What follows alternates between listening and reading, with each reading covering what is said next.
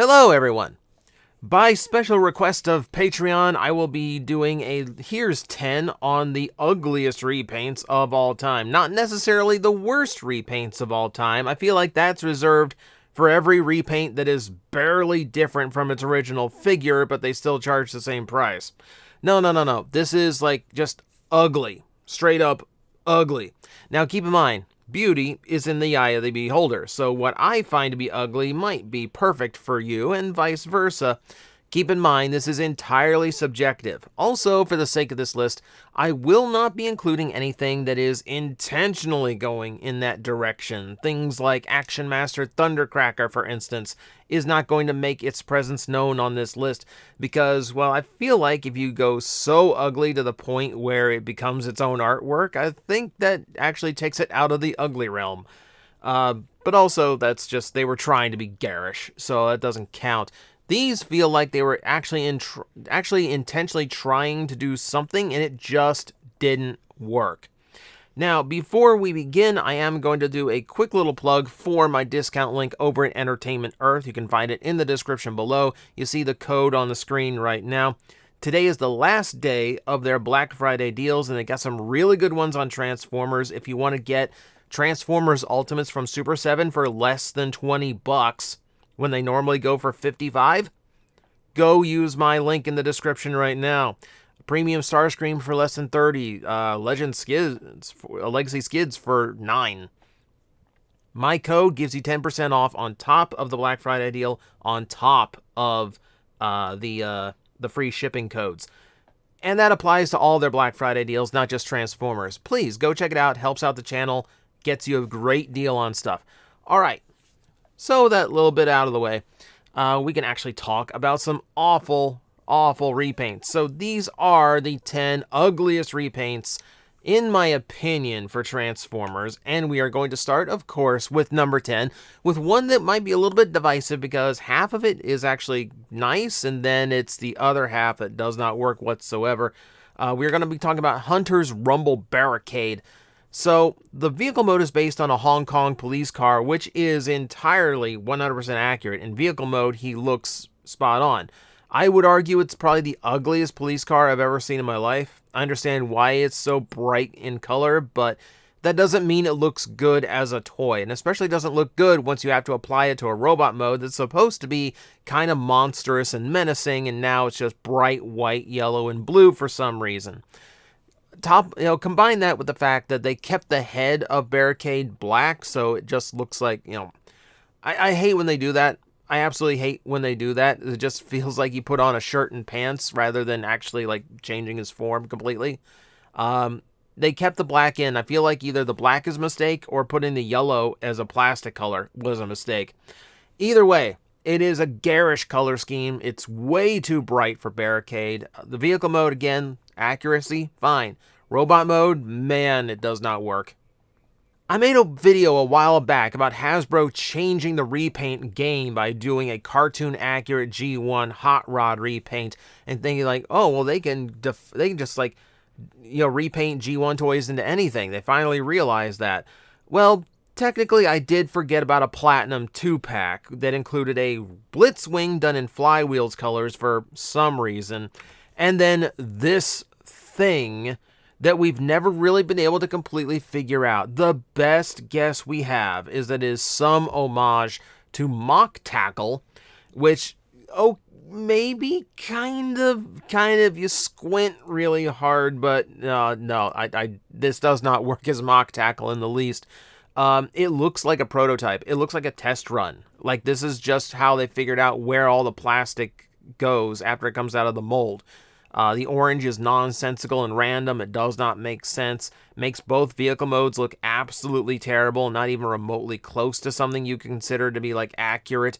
It's just super weird to see. Like, it looks like if the shuttle looked like it was going through re-entry and the underside was orange, that would be cool. But no. This just did not work whatsoever. You would think it was a prototype if it wasn't stickered. That's how bad this thing looks. And I don't know, like I said, to this day, we're kind of guessing Mock Tackle was the thing to this one, but The truth is, we just have no idea. It's just us throwing darts on the wall, hoping we find some explanation as to why whatever this is exists. I'm not a fan of the Roadbuster color scheme in general, because it is such a weird color scheme to work with. The original looks fine, the color proportions are correct there, but every time I've seen it used since then, there's different interpretations of it, they rework it in different ways, and it just works less and less in my opinion. And I don't think it got any worse than Animated Ultra Magnus's approach to it. So, again, we're dealing with this orange and like olive green color that does not work for me whatsoever. I do not like how these colors mix. You don't have the brown to kind of play with the orange a little bit.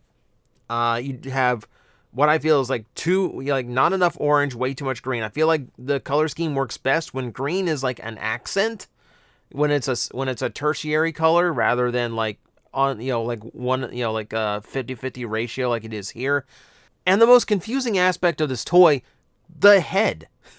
Why is the head still blue? Why are the hip skirts still blue? Why is there anything left from the original deco about this? This is the only animated toy I can think that did something like this.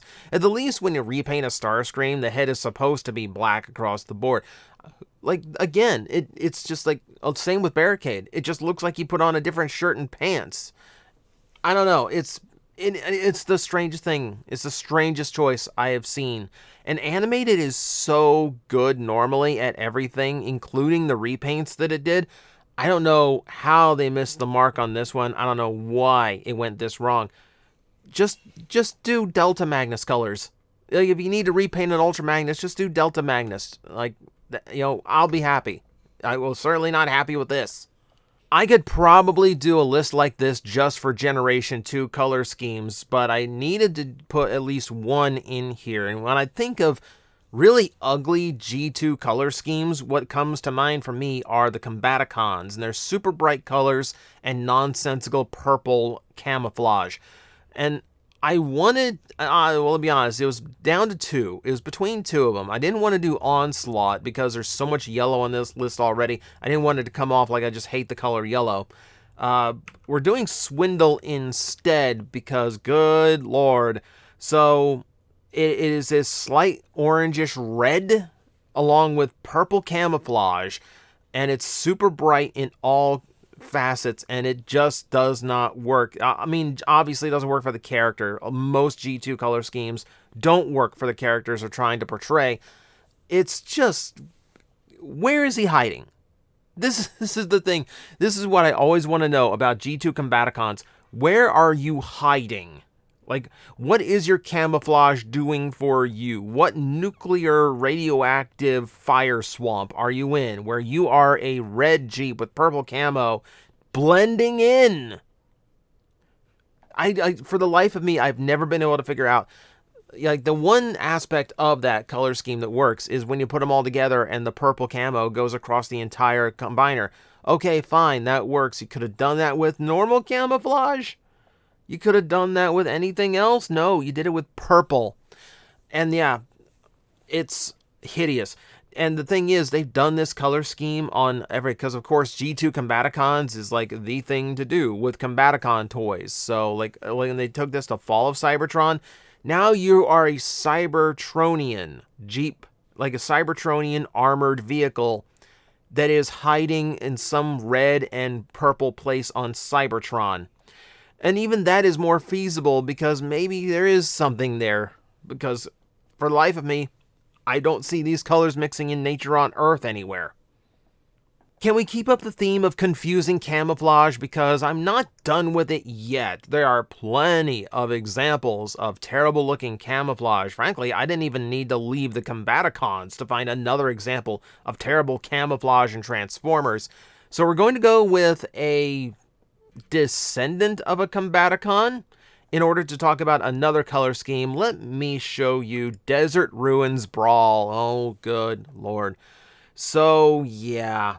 So the thing about this, okay, so we can cover a few things here, like the fact that the treads on his torso are not painted at all, so they don't even look like they came from the vehicle mode like they're supposed to.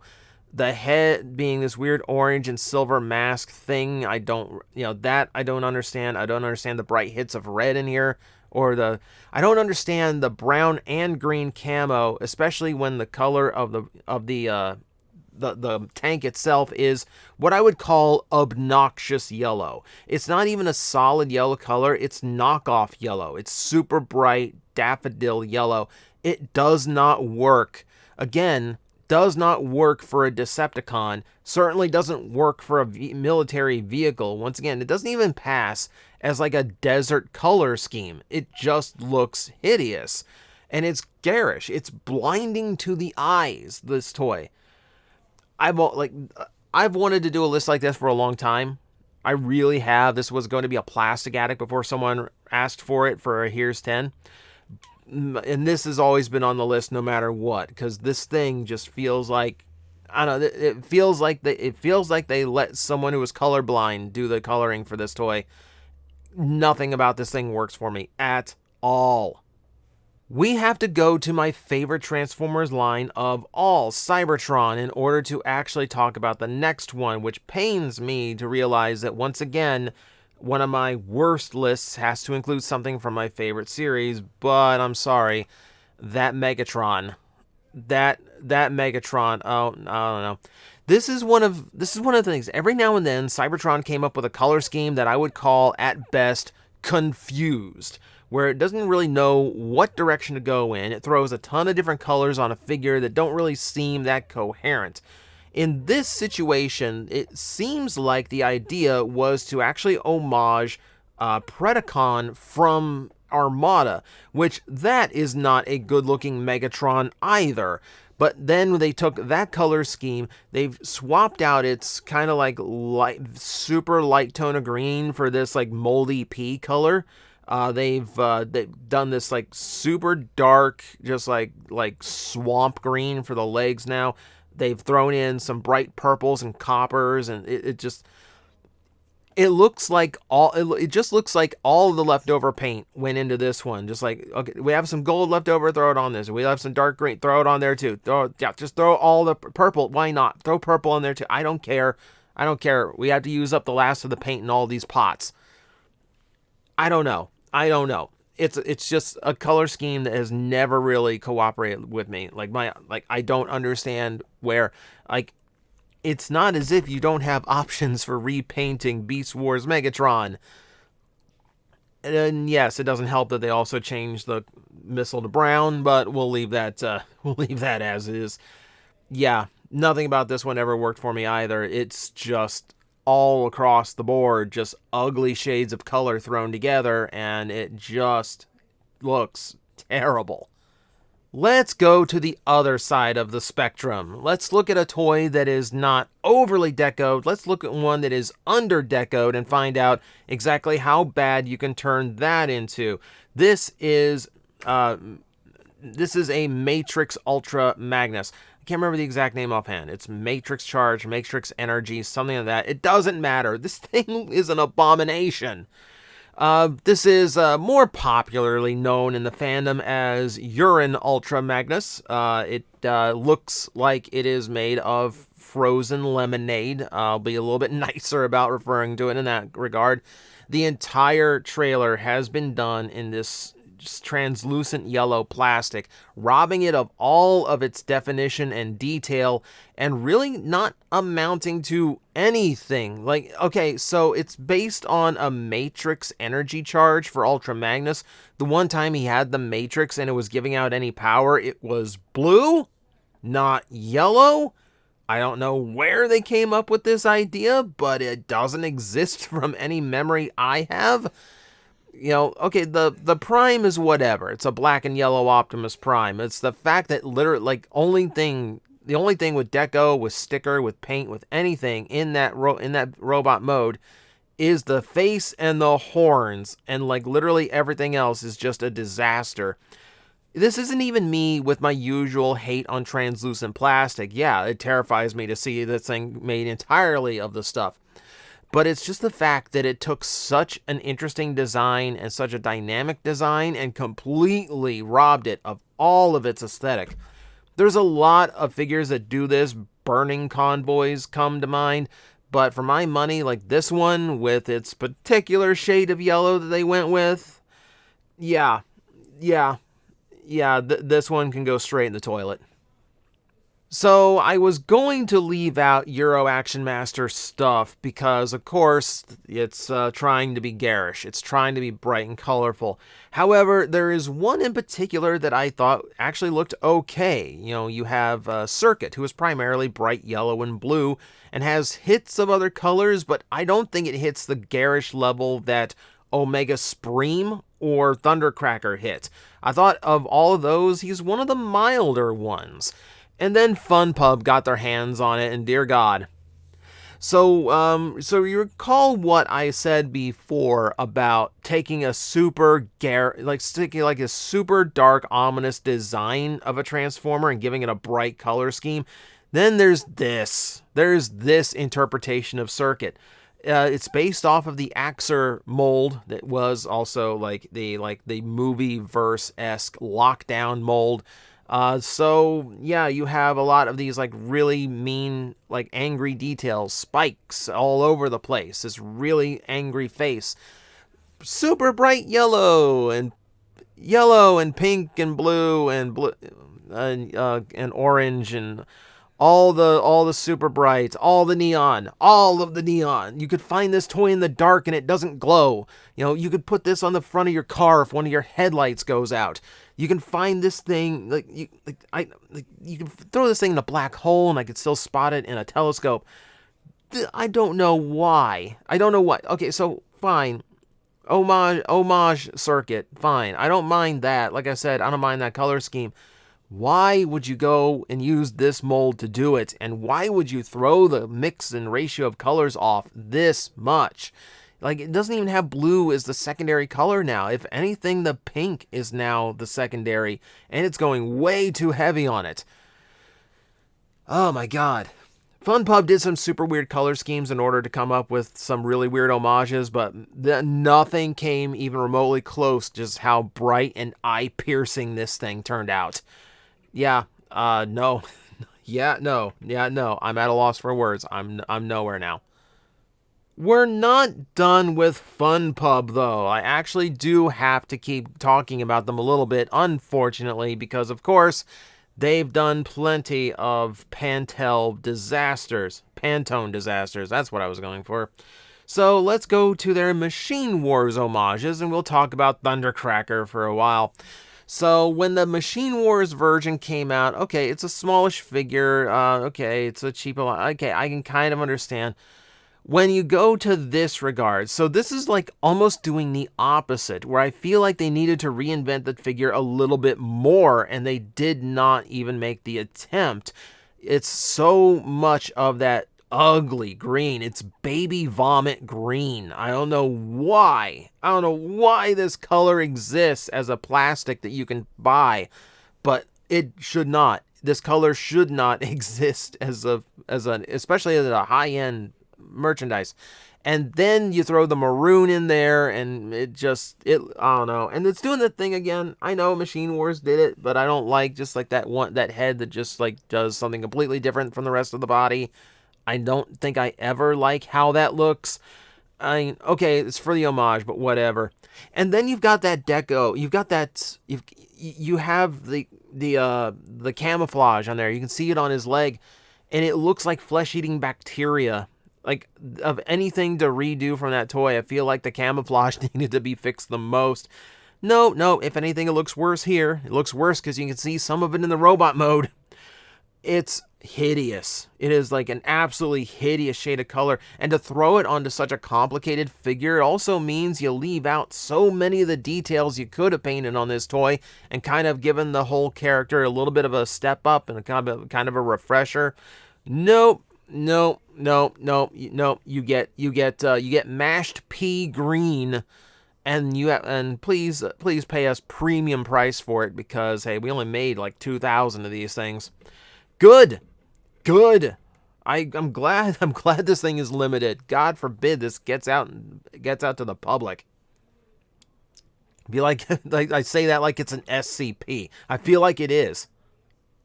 we have to go back to translucent plastic for number one. I'm sure that's no surprise to any of you. Keep in mind, I hate the engineering of translucent plastic. I don't mind the look of it. In the right way, it can look really, really good. But it is extremely easy, as we've already seen on this list, to make something translucent that looks absolutely horrendous. And in that regard, let's talk about Year of the Goat Soundwave. I almost forgot this thing existed. So, I mean, I almost forgot this thing existed, and my life was so much happier for it. So, okay, let's figure this out. I'm not up on my Chinese zodiac. I don't know if the color scheme works with the Year of the Goat theme. I don't know if there's some like referential thing to it. What I do know is that nothing about this toy works whatsoever. It's not a stealth Soundwave because he still has all this copper exposed on him, a color the character has never been associated with in any way, shape, or form. So I can't call it a stealth Soundwave. I can't call it an invisible Soundwave because half of them's still there. The silver that you can barely tell is painted on the chest in the robot mode because the clear is washing everything out. I don't know why his pelvis is suddenly painted silver, and I don't know why his feet are suddenly painted silver when the rest of all that is clear. I don't understand this color at all. Like, he has both the washed out look of the Ultra Magnus because of all the clear, as well as just the off-putting colors as well. It just does not work. It doesn't make sense. Nothing about this toy makes any sense whatsoever. And then you get into the cassettes, which I should have pulled up a picture, but just imagine the cassettes are basically all clear stealth colors, which that in itself, okay, I could actually picture Soundwave's cassette bots going in full stealth mode and being transparent completely. That actually makes a lot of sense. They're scouts. What does this sense make? What does this sense make of being half visible? I don't know. Like, in case you're wondering, no, the cassette player mode doesn't look any better. Yeah, this, I believe, out of all of the Year of the toys they released, this one is by far the easiest one to still find. I see a lot of stores, normal shops still have it, and I see it on clearance all the time because there is literally no one clamoring for this thing. It is by far one of the ugliest Transformers I've ever seen and one of the most nonsensical repaints of all time. And that, my friends, is going to be my list. Now, like I said, this is just 10 examples I could give you. This isn't even a definitive top 10. This is just the 10 best examples I could come up with at the moment. Obviously, there's plenty more awful repaints out there for all their own reasons. Let me know in the comments below which ones I missed. And honestly, if you wanted to come to any of the defense of any of these color schemes, please do. I'm not saying you're wrong. I'm just saying we have different tastes. That's all. So, I hope you can still see. I hope your eyes still work after this video, so you can continue watching, because I thank you for watching. And as always, I will see you next time. Guys, I am facing the most powerful enemy any YouTuber can face, the algorithm, and I need your help to defeat him. Hit the like button, hit the subscribe button, hit the notification bell, and leave a comment. Every time you do, we attack that algorithm and we drive it back until it can no longer defeat this channel. Thank you very much.